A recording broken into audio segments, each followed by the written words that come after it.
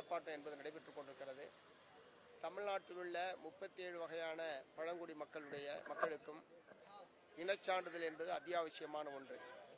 கல்வி, வேலைவாய்ப்பு, அரசாங்கத்தினுடைய நலத்திட்டங்கள் இவையற்றையெல்லாம் பெற வேண்டும் என்று சொன்னால் பழங்குடி மக்களை பொறுத்தவரை இனச்சான்றிதழ் என்பது ரொம்ப ரொம்ப முக்கியமானது. பலகட்ட போராட்டங்களுக்கு பிறகு அரசாணை எண் 104 என்பது தமிழ்நாடு அரசாங்கத்தால் வெளியிடப்பட்டது. இந்த தமிழ்நாடு அரசாங்கத்தால் வெளியிடப்பட்ட அரசாணை எண் 104 தமிழ்நாட்டில் உள்ள கோட்டாட்சி தலைவர்கள், மாவட்ட ஆட்சித்தலைவர்கள் அமுல்படுத்துவதற்கு மறுக்கிறார்கள்.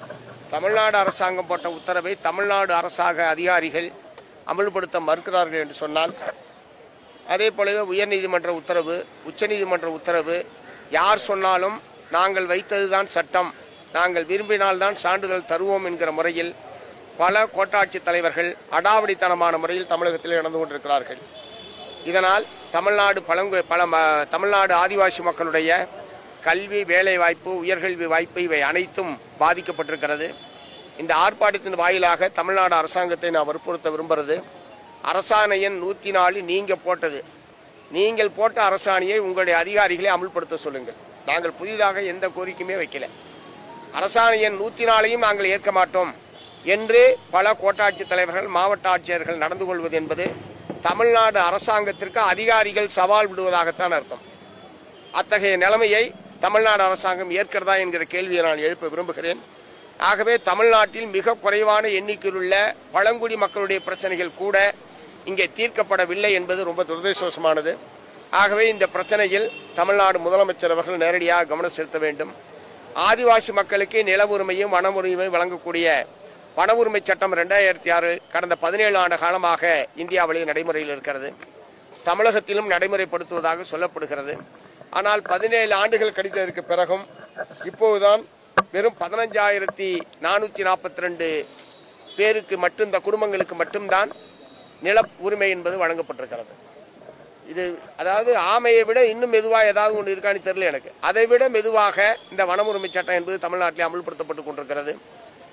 இது மத்திய அரசாங்கம் நிறைவேற்றப்பட்ட சட்டம், இந்திய நாடு முழுவதுக்கும் பொருந்தக்கூடிய சட்டம்.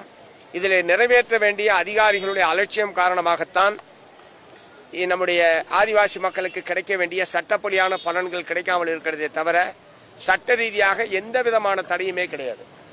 ஆகவே சட்டமே இயற்றப்பட்டாலும் அதை நாங்கள் அமுல்படுத்த மாட்டோம் என்கிற முறையில் தான் அதிகாரிகளுடைய மனநிலை என்பது இருந்து கொண்டிருக்கிறது. இந்த மனப்போக்கு என்பது ஆதிவாசி மக்களுக்கு எதிரான இந்த மனப்போக்கு என்பது வன்மையான கண்டனத்துக்குரியது. ஆகவே அதிகாரிகளை அழைத்து பேசி வன உரிமை சட்டம் 2006 முழுமையாக அமுல்படுத்துவது, அரசாணை எண் 104 உடனடியாக அமுல்படுத்துவது என்பதற்கு தமிழ்நாடு அரசாங்கம் துரித நடவடிக்கை எடுக்க வேண்டும். இரண்டாவது, தமிழ்நாட்டில் அல்லது அகில இந்திய அளவில் மத்திய அரசாங்கத்திலேயும் ஏராளமான காலி பணியிடங்கள் பல ஆண்டு காலமாக நிரப்பப்படாமல் இருக்கிறது. இதனால் பல்லாயிரக்கணக்கான பழங்குடி இனத்தை சார்ந்த இளைஞர்கள், பட்டியல் சமூகத்தை சார்ந்த இளைஞர்கள் அரசு வேலையை எதிர்பார்த்து அரசாங்கம் காலி பணியிடங்களை நிரப்பாத காரணத்தினாலேயே வேலை வாய்ப்பு இல்லாமல் கிடைக்கிற வேலைக்கு குறைந்த கூலிக்கு செல்லக்கூடிய அவல நிலைமைக்கு உள்ளாகியிருக்கிறார்கள்.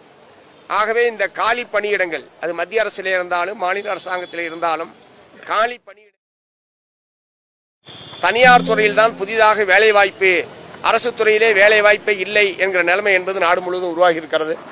ஆகவே தனியார் துறையில் இடஒதுக்கீடு வழங்கக்கூடிய வகையில் ஒரு புதிய சட்டத்தை மத்திய அரசு, மாநில அரசு இரண்டும் இயற்றப்பட வேண்டும். இல்லை என்று சொன்னால் இடஒதுக்கீடு என்பது ஏற்றில் இருக்கிறமே தவிர சம்பந்தப்பட்ட பட்டியல் சாதி, பழங்குடி, பிற்படுத்தப்பட்ட இளைஞர்களுக்கு வேலை வாய்ப்பு என்பதே கனவாக போய்விடும் என்பதை நான் சொல்ல விரும்புகிறேன். ஆகவே இத்தகைய சூழ்நிலையில் தமிழ்நாடு மலைவாழ் மக்கள் சங்கம் தொடர்ச்சியாக தமிழ்நாடு அரசாங்கத்துடைய கவனத்தை ஈர்க்கத்தக்க வகையில் இந்த போராட்டத்தை நடத்தி கொண்டிருக்கிறது. பழங்குடி அடுக்கப்பட்ட மூட்டையில் அடிமூட்டையாக இருக்கக்கூடிய பழங்குடி மக்களுடைய வாழ்க்கையில் முன்னேற்றத்தை ஏற்படுத்துவதற்கு எல்லாருக்கும் எல்லாம் என்று சொல்லக்கூடிய நம்முடைய முதலமைச்சர் அவர்கள் அது பழங்குடி மக்களுக்கும் கிடைக்கக்கூடிய வகையில் செயல்பட வேண்டும் என்று நான் கேட்டுக்கொள்கிறேன்.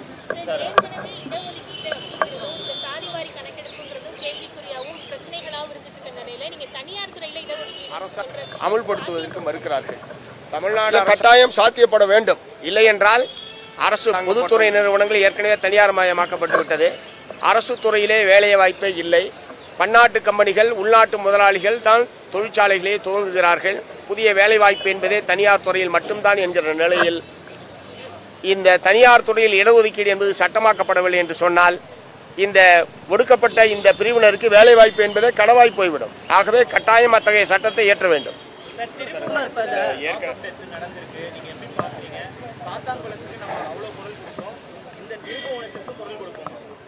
இல்ல, திருப்புவனம் சம்பந்தப்பட்ட விஷயத்தில் நேற்றே மார்க்சிஸ்ட் கம்யூனிஸ்ட் கட்சியின் சார்பில் எங்களுடைய கண்டனத்தை தெரிவிச்சிருக்கிறோம். அது சம்பந்தமாக முதலமைச்சர் அவர்கள் தெரிவித்துள்ள கருத்து ஏற்புடையதல்ல. விசாரணையின் போது மாரடைப்பு ஏற்படுவது என்பது இயல்பான ஒன்று என்று முதலமைச்சர் அந்த கொலையை நியாயப்படுத்தி இருப்பதை மார்க்சிஸ்ட் கம்யூனிஸ்ட் கட்சி ஏற்கவில்லை. ஏனென்று சொன்னால் மாஜிஸ்ட்ரேட்டினுடைய விசாரணையில் அந்த இறந்து போன அஜித்குமாருடைய உடலில் 15க்கும் மேற்பட்ட இடங்களில் கொடும் காயங்கள் இருந்தது என்பதை மாஜிஸ்ட்ரேட் உறுதி செய்திருக்கிறார். அவருடைய தம்பி நவீன்குமார் அவருடைய கண் முன்னாலேயே காட்டுமிராணித்தனமான முறையில் காவலர்களால் தன்னுடைய அண்ணன் தாக்கப்பட்டது என்பதை அவர் நேரடி சாட்சியமாக விளக்கியிருக்கிறார். இத்தகைய சூழ்நிலையில் முதலமைச்சர் அவர்கள் மாரடைப்பினால் என்று சொல்வது என்பது ஏற்புடையதல்ல. முதலமைச்சர் சொல்வதை வாதத்துக்காக ஏற்றுக்கொண்டாலும் அவர் மாரடைப்பினால் இறந்ததாக சொல்கிறார். நாங்கள் காவல்துறையை அடித்து கொலை செய்து விட்டது என்று மார்க்சிஸ்ட் கம்யூனிஸ்ட் கட்சி சொல்கிறது. 2 பேரும் சொல்றதையும் ஏற்க வேண்டாம். ஒரு உயர்நீதிமன்ற நீதிபதியினுடைய விசாரணைக்கு தமிழ்நாடு அரசு உத்தரவிடட்டும். என்ன நடந்ததோ உண்மையை மக்களுக்கு சொல்லுங்க. சார், நேற்றைய தினம் பாமக திமுக கூட்டணிக்கு வரக்கான ஒரு சூழல் இருக்கு அப்படின்ற மாதிரி காங்கிரஸ் கட்சி தலைவர் செல்வப்பிரந்திட்ட கேட்கும்போது கூட நாங்க மறுதளிக்க மாட்டோம் அப்படின்ற மாதிரியான ஒரு நிலைப்பாடு எடுக்கிறாங்க. நீங்க திமுக கூட்டணியில பாமக வர்றத சிபிஎம் எப்படி பாக்குது? நீங்க ஏத்துக்கிறீங்களா?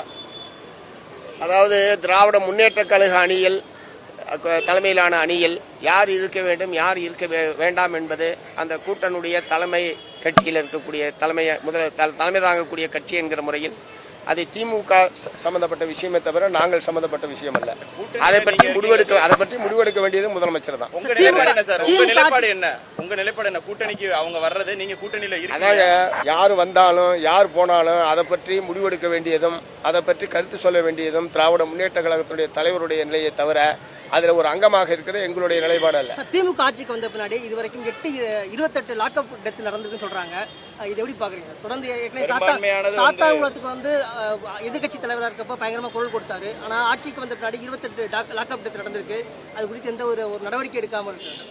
இல்ல 28 இல்ல 24 என்பதற்கு தான் விவரங்கள் இருக்கு. 24 என்கவுண்டர்கள், லாக்அப் டெத் மட்டும் இல்ல, என்கவுண்டர்கள், லாக்அப் டெத்து, இந்த மாதிரியான விசாரணையின் போது நடைபெற்ற மரணங்கள் எல்லாம் சேர்த்து 24 என்பதுதான் இதுவரைக்கும் இருக்கிற விவரம்.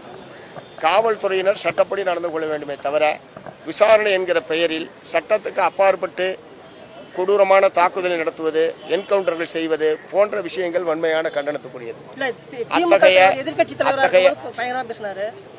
என்ன சொல்லிட்டு இருக்கேன்? ஏன் பதட்டப்படுறீங்க? எதிர்கட்சி தலைவராக இருக்கும்போது எல்லாரும் ஒரு மாதிரி பேசுவாங்க, ஆளுங்கட்சியா இருக்கும்போது ஒரு மாதிரி பேசுவாங்க.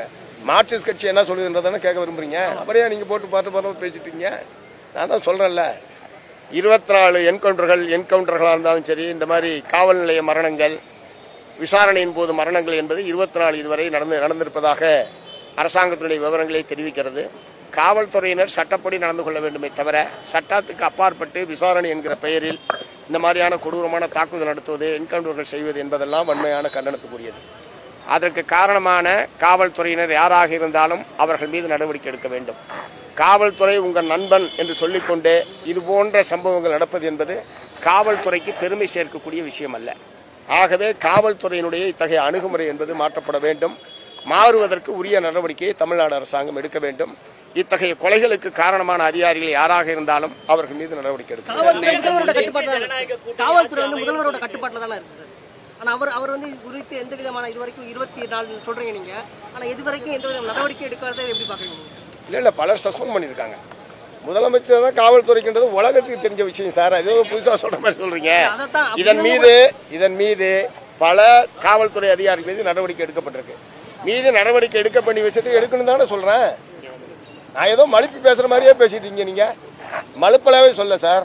இதெல்லாம் மனித உரிமை சம்பந்தப்பட்ட பிரச்சனை. காவல்துறை அத்துமீறி நடந்து கொள்கிறது. அதுல மார்க்சிஸ்ட் கம்யூனிஸ்ட் கட்சி சமரசம் செய்து கொள்ளாது. அவரே போட்டு இது பண்ணிருக்காங்க.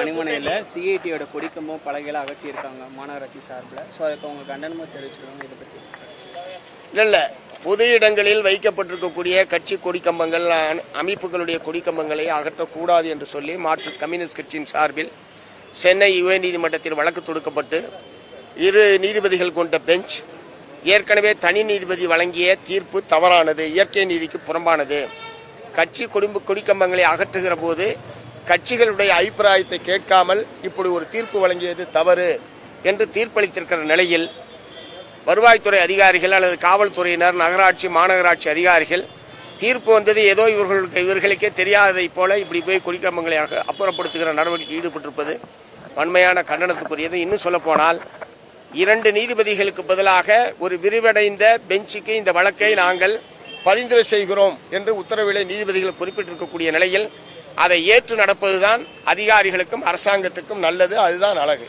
நீதிபதிகள் சொன்னாலும் நாங்கள் கேட்க மாட்டோம், கொடிமரத்தை எடுத்த தீர்வோம் என்று அதிகாரிகள் நடந்து கொள்வது தேவையற்ற மோதலுக்கு வழிவகுக்கும். சார், 2026 தேசிய ஜனநாயக கூட்டணி தமிழகத்தில் ஆட்சி அமைக்கணும் அமித்ஷா சொல்றாரு. சார், இந்த மலைவாழ் மக்கள் பிரச்சனை இது பண்ணுங்க சார். அதெல்லாம் 100 தூரம் சொல்லிட்டு போங்க. மலைவாழ் மக்கள் பிரச்சனையை கொஞ்சம் ஹைலைட் பண்ணுங்க. அதெல்லாம் 100 தூரம் பேசிக்கலாம்.